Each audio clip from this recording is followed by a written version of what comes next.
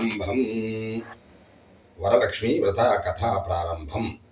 నైమిషానికి వచ్చిన సూత పౌరాణికుడు శౌనకాది మహర్షులు అడిగిన మీదట వారికి ఈ వరలక్ష్మి కథను వినిపించినాడు.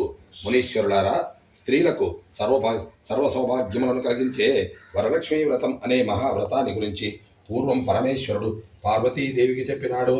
ఆ కథనే మీకు నేను చెబుతున్నాను, వినండి.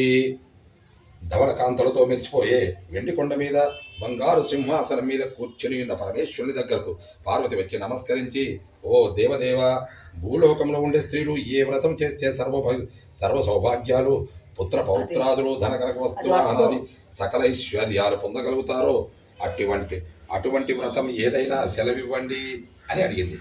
పరమేశ్వరుడు ఇలా అన్నాడు, ఓ దేవి, స్త్రీలకు సర్వ సౌభాగ్యాలు కలిగించేది వరలక్ష్మి వ్రతం అని ఒకటి ఉన్నది. ఆ వ్రతాన్ని శ్రావణ పూర్ణిమకు వచ్చే శుక్రవారం నాడు చేయాలి.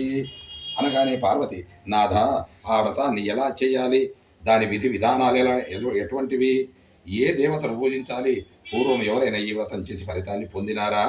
ఈ సంగతులు అన్నిటినీ వివరంగా చెప్పండి అని అడుగ్గా పరమశివుడు ఇలా చెప్పడం ప్రారంభించాడు.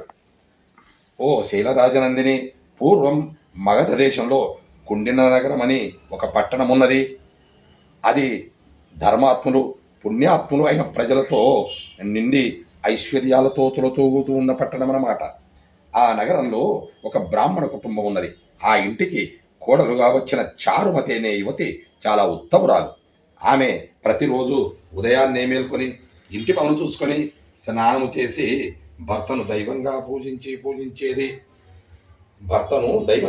భావించి పూజించేది. అత్తమామలకు సకలోపచారాలు చేస్తూ అందరికీ ఇష్టంగా మితంగా మాట్లాడుతూ గృహ కృత్యాలు చేసుకుంటూ ఉండేది. ఇంటిలోని వారి చేతనే కాక ఊరిలోని వారి చేత కూడా మంచి ప్రశంసలు పొందింది. ఇటువంటి సదాచార సంపత్తి, సద్వర్తనము కలిగిన ఆ చారుమతి మీద జగన్మాత అయిన వరలక్ష్మీదేవికి అనుగ్రహం కలిగింది. ఆమె ఒకనాటి కలలో ప్రత్యక్షమై, చారుమతి, నేను వరలక్ష్మీదేవిని, నీ సద్గుణాలను చూసి సంతోషించి నిన్ను అనుగ్రహించాలని వచ్చాను అని సెలవిచ్చింది. శ్రావణ పూర్ణిమకు ముందు వచ్చే శుక్రవారం నాడు నన్ను యథావిధిగా భక్తి శ్రద్ధలతో పూజించు, నీవు కోరిన వరాలు ఇస్తాను అని చెప్పింది. చారుమతి చాలా ఆనందించి కలలోనే వరలక్ష్మీదేవికి ప్రదక్షిణ నమస్కారాలు చేసి, నమస్తే సర్వలోకానాం జనన్యై పుణ్యమూర్తయే శరణ్యే త్రిజగద్వంద్వే విష్ణు వక్షస్థలాలయే అని స్తుతించి, ఓ తల్లి, నీ కటాక్షం కలిగినట్లయితే ప్రజలు ధన్యులవుతారు, విద్వాంసులవుతారు, సంపన్నులవుతారు. నేను పూర్వజన్మలో చేసుకున్న పుణ్యం వల్లనే ఇలా నీ దర్శనం లభించింది. నీ ఆజ్ఞ ప్రకారమే నేను శ్రావణ శుక్రవారం నాడు పూజ చేస్తాను అని చెప్పగా వరలక్ష్మి చాలా సంతోషించి ఆమెను దీవించి అదృశ్యరాలైంది. చారుమతి వెంటనే మేల్కొని ఇంట్లో అన్ని వైపులా చూసింది. వరలక్ష్మీదేవి ఎక్కడా కనబడలేదు. ఓహో, నేను కలగన్నాను కాబోలు, కలలో కూడా నా మీద దేవి ఎంత దయ చూపించింది అని ఆశ్చర్యపడుతూ భర్తను లేపి ఆయనకు, అత్తమామలకు చెప్పగా వారు చాలా ఆనందించి, ఇలాంటి స్వప్నం రావడం శుభ సూచకమని, సాధు స్వభావం గలవారికి కానీ అలాంటి అదృష్టం పట్టదని అభినందించి శ్రావణ పూర్ణిమకు ముందు వచ్చే శుక్రవారం నాడు తప్పక వరలక్ష్మికి పూజ చేయవలసిందని చెప్పారు.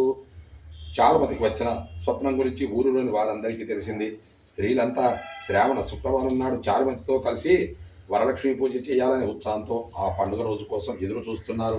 శ్రావణ మాసం వచ్చింది, పూర్ణిమ ముందు శుక్రవారం వచ్చింది. ఆనాటి ఉదయమే నగరంలోని స్త్రీలంతా అభ్యంగన స్నానాదులు చేసి పట్టు చీరలు కట్టుకొని పూజా ద్రవ్యాలతో చారుమతి ఇంటికి వచ్చినారు. చారుమతి అప్పటికే అభ్యంగన స్నానాది కృత్యాలన్నీ పూర్తి చేసుకొని సిద్ధంగా ఉన్నారు. స్త్రీలందరూ చారుమతితో కలిసి పూజాగ్రహాన్ని గోమయంతో అలికి ముగ్గులు పెట్టి అలంకరించి ఒక పెద్ద పీట వేసి దాని మీద ఒక వస్త్రం పరిచి బియ్యం పోసి మండపం ఏర్పరిచి కలశం పెట్టి పంచపల్లవాలను దానిలో ఉంచి ఆ కలశంలో వరలక్ష్మీదేవిని ఆవాహన చేసి భక్తి శ్రద్ధలతో ధ్యాన వాహనాది షోడశోపచార పూజలు చేసి నానావిధ ఫలములు భక్ష్యభోజ్యములు నివేదన చేసి నీరాజన మంత్ర పుష్పాలు సమర్పించి 9 గ్రంథులు గల తోరాలను కుడి చేతికి కట్టుకొని వరలక్ష్మీదేవికి మొదటి ప్రదక్షిణం చేశారు. ఆ స్త్రీలందరి కాళ్ళ నుండి గల్లు అనే శబ్దం వినిపించింది. చూసుకోగానే కాళ్లకు అందెలు కనిపించాయి. ఓహో, ఇదంతా వరలక్ష్మి కటాక్షమే అని సంతోషించి వారంతా రెండవ ప్రదక్షిణ చేశారు. దగ దగ మెరుస్తున్న కంకణాలు చేతులకు వచ్చాయి. మూడవ ప్రదక్షిణ కూడా చేశారు. ఇంకా చెప్పేదేముంది, ఆ స్త్రీలంతా సర్వాభరణ భూషితులైనారు. ఆ స్త్రీలందరి భవనాలు సువర్ణమయములైపోయాయి. రథ గజ తురగాది వాహనాలతోనూ పరివారంతోనూ మహారాజ భవనాల్లా ప్రకాశించాయి. ఆ స్త్రీలందరినీ వారి వారి ఇళ్లకు తీసుకుపోవడానికి గుర్రాలు, ఏనుగులు, రథాలు మొదలైన వాహనాలు వచ్చి చారుమతి ఇంటి ముందు నిలబడ్డాయి. తర్వాత కల్పోక్త విధానంగా పూజ చేయించిన బ్రాహ్మణోత్తమునికి గంధ పుష్పాక్షతలతో పూజ చేసి 12 కుడుములు వాయినమిచ్చి దక్షిణ తాంబూలాలు సమర్పించి మరియు నమస్కరించి ఆశీర్వాదం పొందినారు.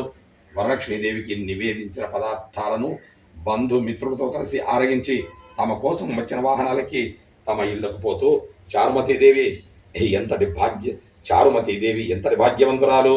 వరలక్ష్మి స్వప్నంలో ఆమెకు సాక్షాత్కరించింది.